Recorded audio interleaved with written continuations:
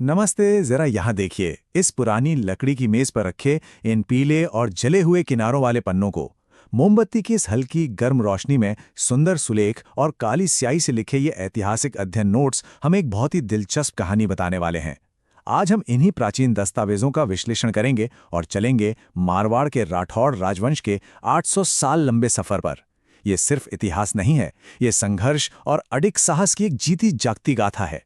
तो हमारे इन नोट्स के इंडेक्स के मुताबिक हम 5 अहम पड़ावों से गुजरेंगे। पहला, उनकी शुरुआत और विस्तार। दूसरा, मुगलों के खिलाफ उनका कड़ा प्रतिरोध। तीसरा, वो मशहूर 30 साला विद्रोह। चौथा, आधुनिक भारत में विलय। और अंत में आज की उनकी सांस्कृतिक विरासत। चलिए शुरू करते हैं। भाग 1, उत्पत्ति और प्रारंभिक विस्तार। 13वीं सदी की शुरुआत। किसी भी महान साम्राज्य की कहानी, जैसा कि आप जानते ही हैं, एक बहुत बड़े और साहसिक कदम से शुरू होती है। अब जरा इस टाइमलाइन पर गौर कीजिए। 1200 के दशक में पाली की ओर एक बड़ा ऐतिहासिक प्रवास हुआ था। यही वो बीज था जिसने 1400 के दशक तक आते आते मारवाड़ साम्राज्य की एक बेहद मजबूत नींव तैयार कर दी। लेकिन असली गेम चेंजर वो आया 1540 के दशक में। राव मालदेव राठौड़ के नेतृत्व में इस राज्य का एक विशाल विस्तार हुआ। मतलब एक छोटे से प्रवास से शुरू होकर ये छोटे छोटे कदम एक शक्तिशाली साम्राज्य में बदल गए। कमाल है ना। आगे बढ़ते हैं भाग 2 पर। मुगलों को चुनौती, महान प्रतिरोध। जाहिर है, जब आप ताकतवर होते हैं तो आपके सामने आने वाले खतरे भी उतने ही बड़े होते हैं। इन नोट्स में ये हिस्सा मेरा पसंदीदा है। ये बिल्कुल एक डेविड बनाम गोलियत जैसी स्थिति थी। एक तरफ हमारे पास राव मालदेव राठौड़ हैं, जो मारवाड़ की क्षेत्रीय संप्रभुता के लिए बिल्कुल चट्टान की तरह डटे हुए हैं, और दूसरी तरफ शेरशाह सूरी, जो अपने विशाल और बेहद ताकतवर मुगल साम्राज्य का तेजी से विस्तार कर रहे थे। जरा सोचिए, एक छोटे राज्य का इतनी विशाल शाही ताकत के सामने बिना डरे खड़ा होना, ये अदम्य साहस की एक मिसाल थी। और बात यहीं खत्म नहीं हुई। बाद के वर्षों में राव चंद्रसेन राठौड़ का शासनकाल आया। दस्तावेजों में उनके लिए जो शब्द इस्तेमाल हुआ है वो है निरंतर बगावत। उन्होंने साफ कर दिया था कि शाही अधीनता उन्हें किसी भी कीमत पर मंजूर नहीं थी। उनके इस कभी न झुकने वाले रवैये ने आज़ादी का जो कड़ा रास्ता चुना, वो सच में रोंगटे खड़े कर देने वाला है। चलिए पन्ने पलटते हैं और आते हैं भाग 3 पर। 30 साल का विद्रोह, वंश का संरक्षण। ये मारवाड़ के अस्तित्व को बचाने का सबसे मुश्किल और निराशाजनक दौर था। पन्ने के बीचों बीच लिखी इस संख्या को देखिए, 30। अब ये महज एक संख्या नहीं है, ये पूरे 3 दशक हैं। जरा कल्पना कीजिए, पूरे 30 साल तक सिर्फ और सिर्फ अपने वजूद को बचाने के लिए एक भीषण संघर्ष।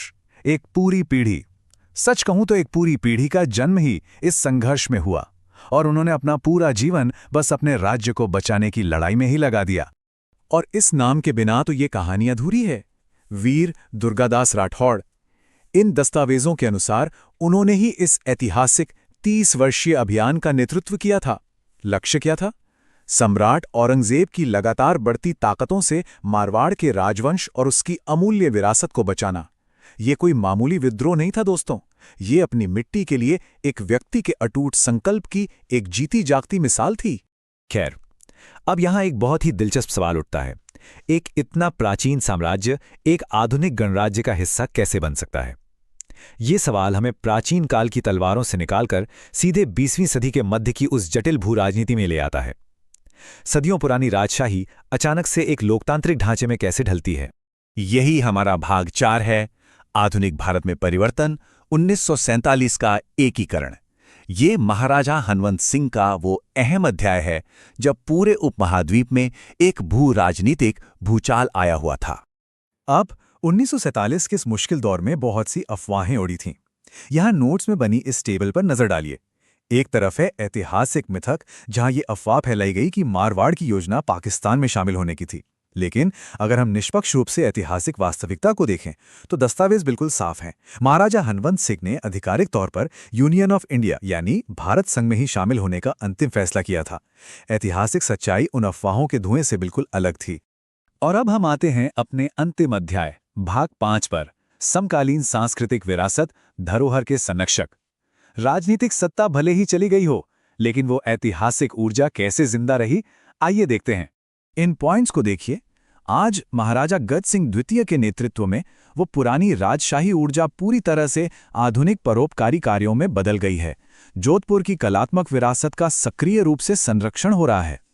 और सबसे खास बात, उन्होंने अपने महल के लंबे इतिहास को सार्वजनिक शिक्षा और संग्रहालयों में तब्दील कर दिया है। मतलब अतीत को महज किताबों में बंद करने के बजाय उसे आज के लोगों की शिक्षा और भलाई के लिए बहुत ही प्रभावशाली ढंग से इस्तेमाल किया जा रहा है।